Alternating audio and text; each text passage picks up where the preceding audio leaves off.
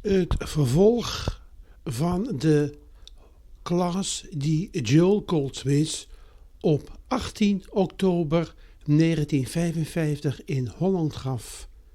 Tweede gedeelte. Here without looking back, with no concern. My only concern now is for the next city, or the next town, or the next nation, where again I must hold myself clear for whatever is to come through. But God's work through me has been done. Now the result rests with God, not with me. And God, how is God to do that work? It has to be as you. It has to be through you, in you. It has to be your life that shows forth God. Otherwise, God's work has failed. Because the miracle isn't going to happen out in the air. The miracle is going to happen in your individual experience. And the miracle will be God revealing itself. God closer to you than breathing. God as your better experience. God as bringing another section of the world into a worship of one power. Now, each book then has some central theme. In these books are many offshoots of these themes. Each one of them is a thread of truth. As we learn them one by one, practice them, utilize them in our experience, we are developing a spiritual consciousness. When the moment comes that that consciousness has evolved, from then on, we do not live our own lives anymore. It functions and lives our lives, and then it determines whether you're in this place or that place, whether you talk to this group or that group, whether you go healing here or running a business here. It then determines at what level it will function through you, but you find yourself living a life of less responsibility, of less anxiety, less fear, less concern, because now you begin to perceive the truth. I live, yet not I. Christ liveth my life. In other words, Christ, the Son of God, is my real life. And now the government is to rest on its shoulder. And so as we awaken in the morning, we turn to it in that realization. This is your day. This is your life. This is your business. This is your ministry. And I'm your servant. So let's get together.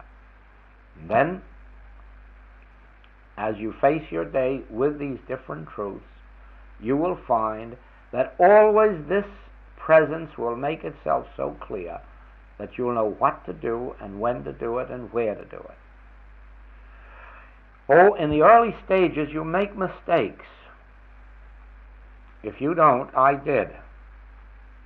But as a rule, we make lots of mistakes because we do not rightly hear or interpret the Word or the Spirit.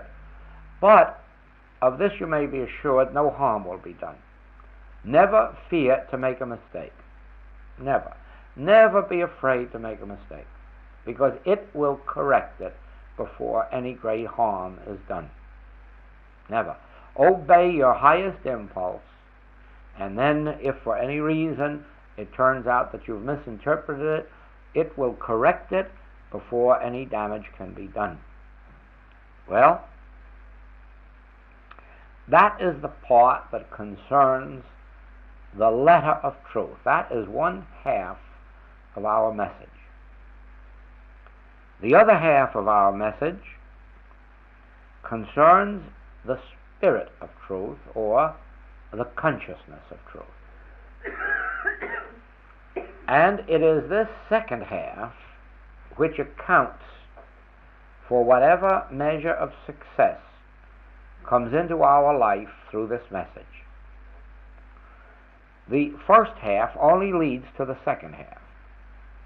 It's the second half that really brings the success. In other words, Now that we know, I'm assuming now, I'm going ahead a year from now, and I'm assuming that we now know that there's only one power, and so that there's no use of going to God to get him to do something for us. Whatever God's going to do, he's already doing, and we just leave him do it.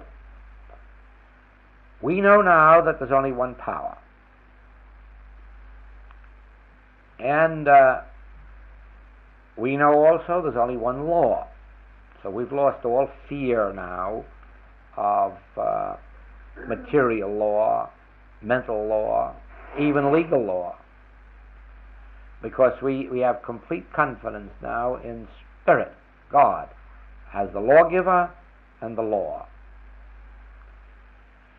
And we have learned too in this year that Christ is individual identity, yours and mine, his and hers, saint and sinner, so that we have learned in this year to consciously look about us in our families, in our marketing, in our shopping, in our business life, in our professional life, and learn not to judge people by what they appear to be outwardly, but to have a secret place within us wherein we look at each other and realize, just think, there is divinity.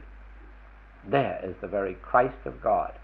Sitting behind those eyes is the very Christ of God. The soul of God looks right out from those eyes. Now that was part of our lesson last night of the 9th commandment. Never bear false witness against thy neighbor. And any time you say your neighbor is a human being, even a good one or a healthy one or a wealthy one, you are bearing false witness.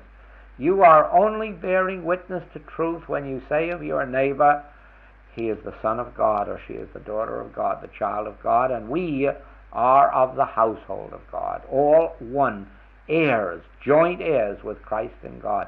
Then are you bearing witness to spiritual truth. And you will find that it will take less than 1 week for the people of this world to change their attitude towards you. The very moment that you stop seeing people as human beings and have a feeling inside of you, oh, this one is hasty and temperamental, or oh, this one is never polite or considerate, and oh, this one is always this or that. The moment you give that up and abide in the realization that the soul of God looks out of every pair of eyes, it will be less than a week until you will find people responding to you in a different way. The tradespeople in the stores, the customers you do business with, the people that you contact in your profession or art or home, all of this will be different when you are not seeing them as male or female, as good or bad, as rich or poor, high or low, when you are witnessing each as the Christ of God. Even animals will respond to it, and the minute you appear, they'll come running right up to you, knowing you're going to pat them. They know that right away, because they have felt that in you. Animals and children feel it more quickly than adults, because adults, as a rule, have a mental guard up, and it's hard to get behind that. Everyone has a mental wall up and saying, this is mine, don't come too close. But children and animals do not have that.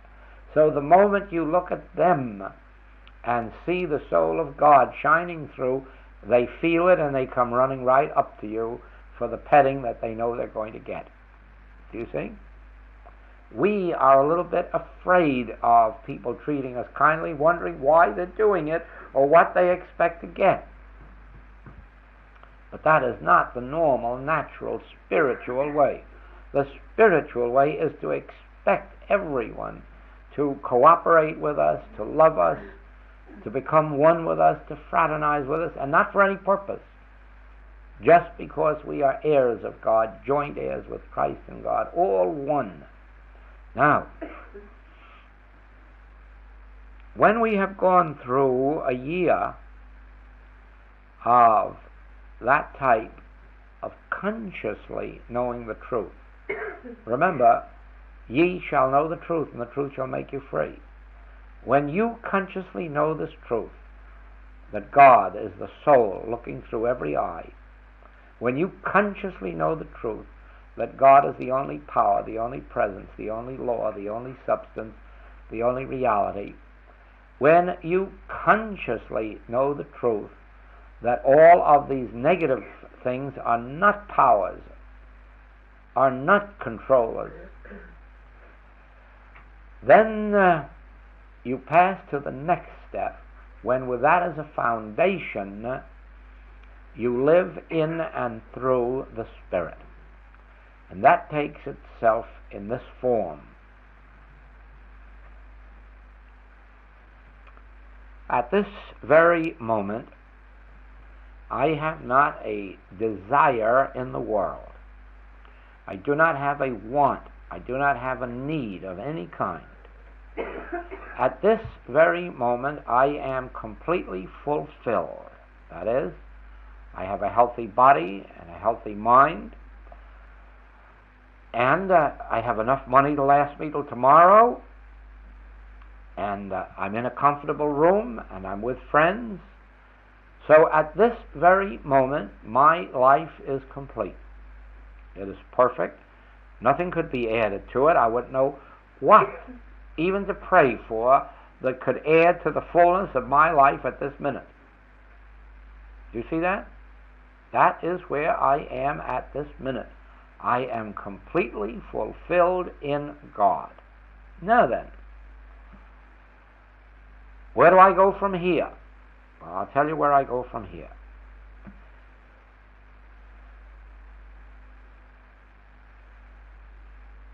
Before I leave this room, we will have a meditation.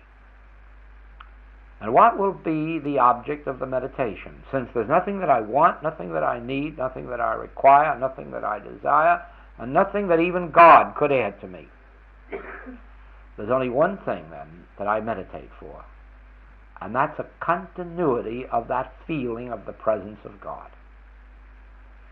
All I want is that when I leave the room, I leave here, when I leave this house or home, when I leave here, that I leave with the feeling that God goes with me. That's all. I ask, nothing more. Give me that, and I've got all the rest, because if God's going with me, there'll be no accidents on the highways.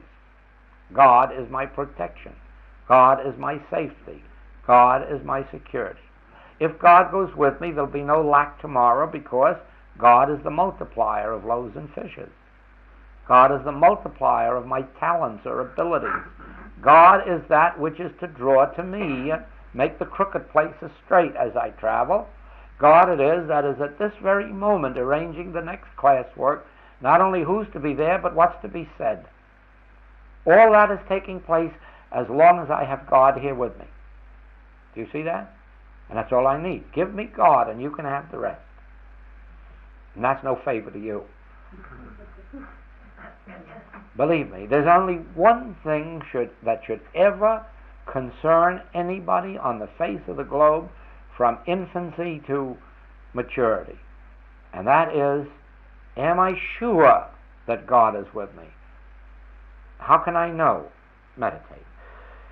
And sooner or later the feeling will come.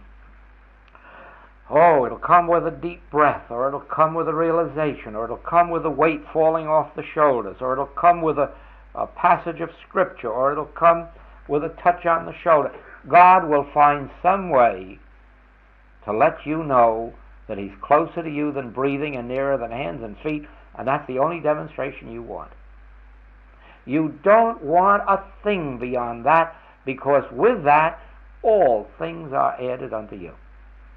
With that, the presence of God goes before you to make the crooked places straight. The presence of God is the wine, the meat, the water, the bread unto your experience. The presence of God is the healing Christ. The presence of God is the multiplier of loaves and fishes. Do you see that? If you have God, then you can have manna fall from the sky if there's no other way to get it. Or you could get gold out of a fish's mouth. Mr. Rickenbacker was stranded in mid-Pacific in a rubber boat with 6 companions, and there wasn't a cloud in the sky, and there was no fishing line on the boat, and no gun on the boat, and yet they had fish, and they had birds, and they had fresh water every day. Sounds impossible, but the fishes jumped up out of the sea into their little rubber boat. And the birds came and sat on Mr. Rickenbacker's head, and he just reached up, said, "Here you are, here's something to eat." And they had birds every day. Didn't have to go out and catch them. Didn't have to jump in the water and catch fish. Just sit there, and they just... Why? Mr. Rickenbacker has been taught, not through the infinite way, but he has been taught the secret of where I am, God is. And so Mr. Rickenbacker just has learned to sit back there and let God be God to him. So when he needs healing, he gets healing. And when he needs food, he gets food. Of course, Mr. Rickenbacker could afford to buy it, but not in the middle of the Pacific because they don't take money.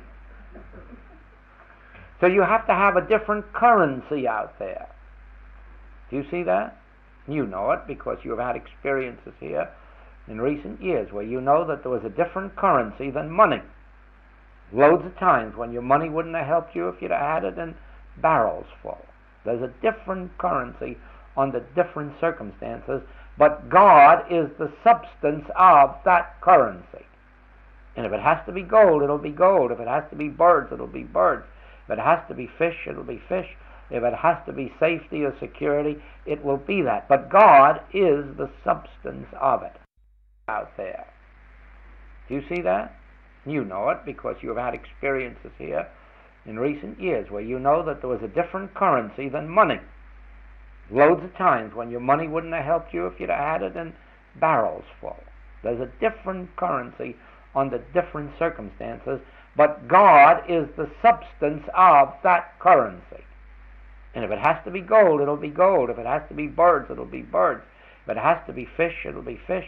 If it has to be safety or security, it will be that. But God is the substance of it. I'm not saying that. No. There is the difference in this message. You can't go to church on Sunday and hear this given in a sermon and then go out and experience it. You can't go to a class and hear it said and then think it's going to happen. No, you still have the demonstration of your own to make, and that is the actual experience. It says here, we must understand that the message of the infinite way is not to give the world a new teaching, but to give the world an experience. The infinite way is actually a God experience, a Christ experience. The infinite way is not in its writings, lectures, or classes. These are but instruments leading us to the infinite way. And the infinite way itself is the God experience. Now, when then, this is the second half of the message, when then, through the first half, you have built up in yourself this confidence in God as omnipresent, this confidence in God as the only power, this confidence of God shining through every pair of eyes, then you are ready in your meditation for an actual experience. And it can come in 100 different ways. Not only that no two people experience it alike, but even the same person doesn't experience it twice alike. It can come once with just a deep breath like that. The next time it may come with some passage from Scripture. You may actually hear the Master say, well, I never left you, and I never will. I'll be with you till the end of the world, and then all your troubles will fall away. Or it may be that your shoulders will drop, all the weight goes off of them, and you go back and say, oh, why didn't I know that before? Know what before? Well, I don't know, just that. It isn't things that you can put in words. It isn't things that you can describe. They're just experiences that come, and when they come, you know it was God that was there. And then that's all you have to be concerned. Now go out and tend to your business. Now go out and tend to your housework. Now do anything you like. because the Father within me, he doeth the works. The consciously realized Father. One of our lessons we have called this realized Christ. When you have realized Christ, when you have felt that actual presence and power of God, as every mystic has, then your whole world is taken care of, and you can say with Paul, I live, yet not I. Christ is doing this. Christ brings you together for me to talk to. Christ brings the next group together. Christ goes before me to prepare every step of the way. Christ gives us this in a British edition, and then the next year an American publisher says we want it too. And then God gives us, or the Christ gives us a book, and then a Dutch translation and a German translation. And last week I had word of an Afrikaans translation down in South Africa among the Dutch people there. Now, you see, I can't do it, you can't do it, but God can. So it is a question of an actual God contact. And when that contact takes place, then it goes before us, prepares the way, gives us everything necessary to our experience, provides us with script or purse or whatever is needed on the journey, and actually it is our bread, our meat, our wine, our water, all of the way along. So you see, when you have God realized, when you have Christ experienced, you have wine, water, bread, meat, because I am these things. That I give or send them, I am the bread, the wine, the water. Christ is the bread, the wine, the water. So have Christ, and you have bread, wine, water. Have God, which means the same thing. And you have your fortress, you have your abiding place, you have your safety, the rock on which you're built. You have everything. Everything. The temple, not made with hands, eternal in the heaven, is yours when you have its creator, its substance, God. So God must be realized. And therefore, meditation is our major secret. Because in meditation, in that inner quietness, is when this realization of God's presence comes to you, and once that's felt, then you go out in life and live your regular life the way it is meant for you to live it, only now you have this assurance, I am with thee, and I will never leave thee nor forsake thee. Whithersoever thou goest, I will go, and I will be all things unto thee. Do you see that? There is the two parts of our message. It is essential that every student know these points thoroughly. That is why we have so many books. There are over 20 books, because it presents this principle in every book and in 1,000 different ways, so that if we're faithful in our study and devotion, we will grasp it. Then in grasping it, it prepares the way for the inner realization of it, and that is the full living of it. So there are two parts. We must have this correct letter of truth so that we lean on it in every emergency of our experience, and then we must have our meditation in which we realize the divine inner presence, and that carries on our work for us.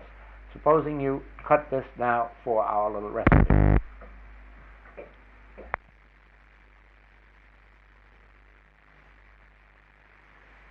Every time you meditate and make contact with God, you are decreasing the world's troubles, because that presence realized by you is helping someone who has tuned into God, and your realization of God makes it there available for them. It may be a member of your family, it may be a member of your community, or it may be some stranger that you'll never hear about. But you couldn't have God here without God benefiting you. So every time I realize the presence of God, you benefit by it. Because where the presence of God is, there is light. And if you have any darkness, it'll disappear in that light. And so you couldn't possibly have a realization of God there without it blessing me and each other. Because the presence of God there has just as much of blessing for me as the presence of God here has a blessing for you. Do you see that? The secret is realize God's presence. Then you bring light wherever there is darkness. Ye are the light of the world. Of the world, remember. The light of the world.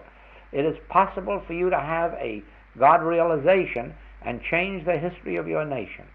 Someday I'll tell you stories of just that very thing that happened. God realization that changed the history of nations. Now, we never know the widespread effect of a God realization. We never know it, we never will. We never will. Any more than when I began to have my first realizations of God. Little did I know that it was going to benefit people in South Africa and Germany and Sweden and Holland and England. I little realized that. As far as I was concerned, I was seeking the realization of God for my own happiness, success, peace, joy, and health. That's what I was seeking it for. And I found it. Now look what it's done. That realization of God's presence has virtually gone half around the world, and many, many people can testify to healings and comfortings and supply that has come to them through contact with this message. Now then, the presence of God is no respecter of persons. It knows nothing about anyone called Joel Goldsmith. Not a thing. When anyone realizes the presence of God, they become the light of the world. And they have no idea how far-reaching that light may be. It may not always come forth as another religious teaching, but it can come forth as a piece of art or music or literature that will lift the consciousness of the world. You see, the world needs more things than just physical healings. It needs more things than just a little extra supply. This world needs the hyacinths, you know. If you have 2 pennies, 2 loaves of bread, sell one, and with a penny that you get for that one, buy a hyacinth for the soul. And so it is. We need more than bread. We need hyacinths for the soul. And those hyacinths can appear as flower gardens or pieces of literature or music or art.